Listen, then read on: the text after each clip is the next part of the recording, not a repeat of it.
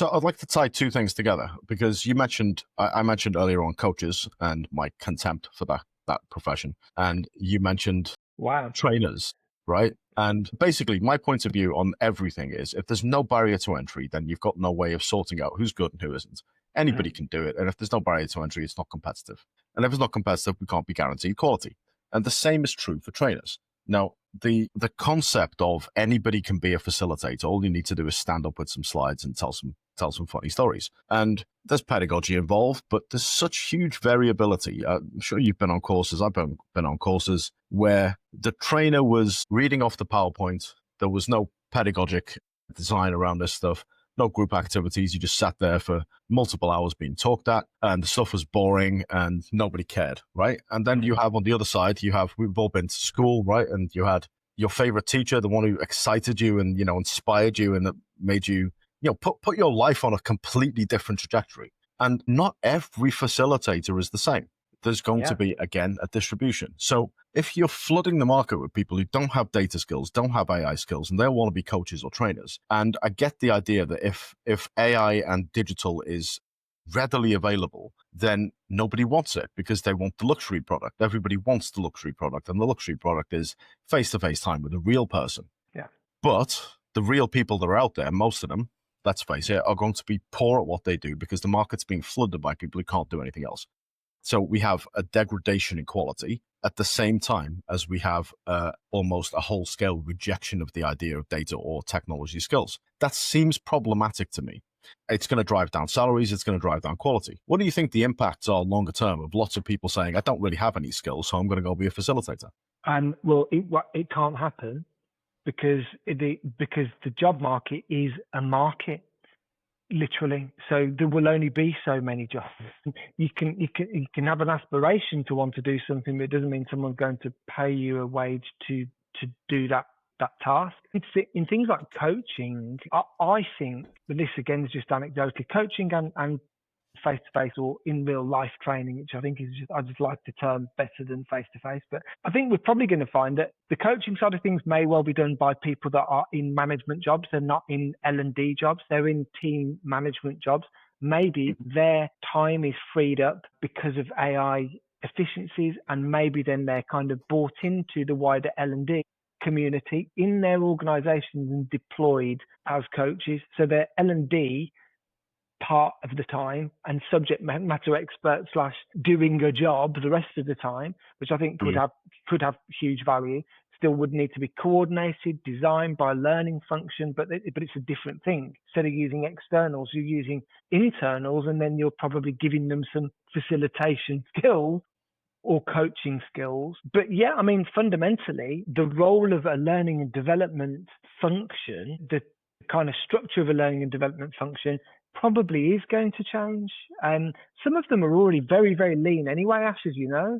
They're very lean. So effectively what you could do is you've got one person that really is a great facilitator, good coordinator and strategist, business partner, and also is great at prompting and can use AI tools or the company's AI capability. That you could argue is a bit of a unicorn at the moment, but maybe it won't be. Maybe that is just what a learning professional is going to be, a lot of everything. Yep. What do you think? Well, on your point on demand, right? You say that not everybody can be a facilitator because there's not demand. But my point is that as is everywhere and people value personal interaction more, demand for that kind of thing goes up. So I predict, and it's a sad prediction, but I predict it anyway, and that is that you're going to get a lot of folks spinning up as training organizations offering something that is effectively valueless, but because people want that human interaction, they're going to go and pay for it. And that's going to degrade the market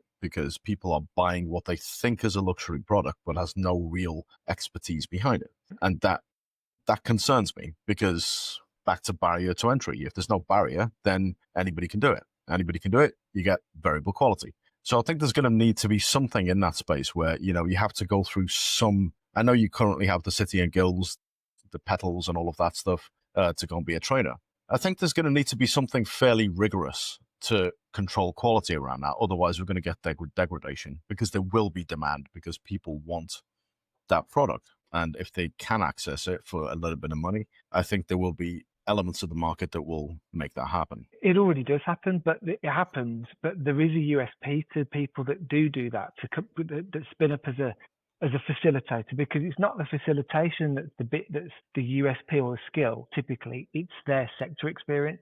So, for example, if you are a learning professional, great facilitator, and have also come up into L&D through, I don't know, pharmaceutical sales, then you could probably set yourself up as a facilitator doing sales enablement training for pharma companies and have the credibility and the value, plus you're a good facilitator. So that gives you your potential route to that subsegment of the market. But I agree, as generalist, I'm a trainer for all, or a behavioral skills trainer for all.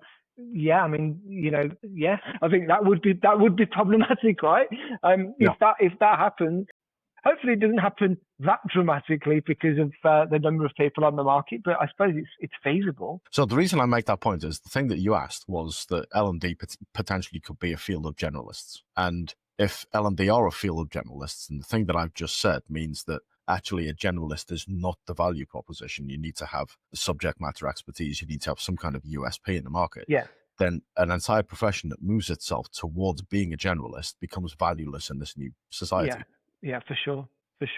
And I mean, you're absolutely right. If that does happen, if that even remotely happened, and there is an argument to say it kind of already is, in certain components of learning, then it just diminishes the field of learning and development as a whole. I don't think that will happen, because I think I hope learning and development will become premium luxury product in and of itself internally, but it probably won't look the same as it does at the moment. That's the hope, but who knows, Ash? We're going to find out, right?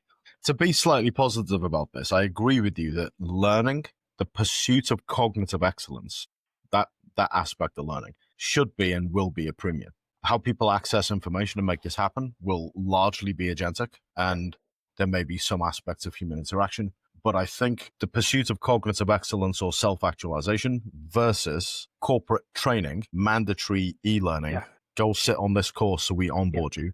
I think that stuff is it's just not part of the new paradigm. The new paradigm is very different. So I think that's the shift that needs to happen. Focus on behavior, to focus on learning, to focus on development, to focus on growth. That's a challenge. If you're watching this, that's a challenge. What part are you going to play in the revolution, right? Yeah. One last question for you, Nick.